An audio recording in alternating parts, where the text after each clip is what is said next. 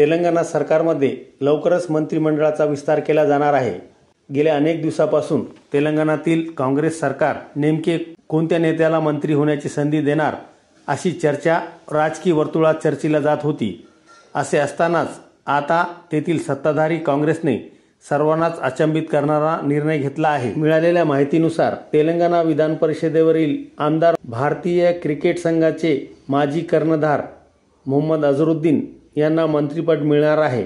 आगामी काळात होणारी जुबली हिल्स विधानसभा पोटनिवडणूक लक्षात घेऊन हा निर्णय घेण्यात आल्याचे राजकीय वर्तुळात बोलले जात आहे। मिळालेल्या माहितीनुसार उद्या 31 ऑक्टोबर रोजी मोहम्मद अझरुद्दीन यांचा मंत्रिमंडळात समावेश केला जाणार आहे। 11 नोव्हेंबर रोजी जुबली हिल्स विधानसभा पोटनिवडणुकीसाठी मतदान होणार आहे। हीच बाब लक्षात घेता अल्पसंख्याक समाजाचे प्रतिनिधित्व म्हणून अझरुद्दीन यांना मंत्रिपद दिले जाणार आहे। जुबली हिल्स या मतदारसंघात मुस्लिम मतदारांची संख्या लक्षणीय आहे। ही निवडणूक जिंकायची असेल तर मुस्लिमांची मते मिळवणे गरजेचे आहे। त्यामुळेच काँग्रेसने हा निर्णय घेतल्याचे राजकीय जाणकार सांगत आहेत।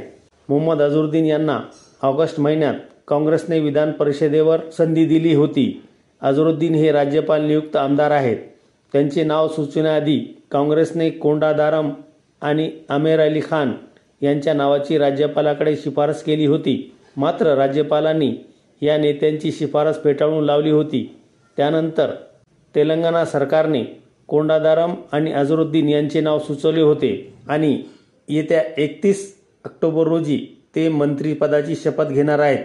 तेलंगणातील काँग्रेस सरकारच्या मंत्रिमंडळात अल्पसंख्याकांचे प्रतिनिधी म्हणून एकही मुस्लिम नेत्याचा समावेश नव्हता। त्यामुळेच मुस्लिम समाजामध्ये सरकारच्या विरोधात नाराजी तयार होत होती। हीच नाराजी दूर करण्यासाठी तसेच सर्व जाती धर्माचे प्रतिनिधी मंत्रिमंडळात असावेत यासाठीही अझरुद्दीन यांचा मंत्रिमंडळात समावेश करण्यात आला अशी चर्चा राजकीय वर्तुळात होत आहे। अझरुद्दीन यांनी मंत्रिपदाची शपथ घेतल्यानंतर मुख्यमंत्री रेवंत रेड्डी यांच्या मंत्रिमंडळातील मंत्र्यांची संख्या 16 वर पोहोचेल। तेलंगणा सरकारच्या मंत्रिमंडळात मुख्यमंत्र्यासह जास्तीत जास्त 18 मंत्री असू शकतात। रेवंत रेड्डी यांनी 7 डिसेंबर 2023 रोजी मुख्यमंत्रीपदाची शपथ घेतली होती। त्यानंतर आता पहिल्यांदाच मंत्रिमंडळाचा विस्तार करण्यात येत असून मोहम्मद अझरुद्दीन यांना मंत्रिपद देण्यात येणार आहे। त्यामुळे आता या निर्णयाचा काँग्रेसच्या जुबली हिल्स पोटनिवडणुकीत किती फायदा होणार हे पाहणे महत्त्वाचे ठरेल।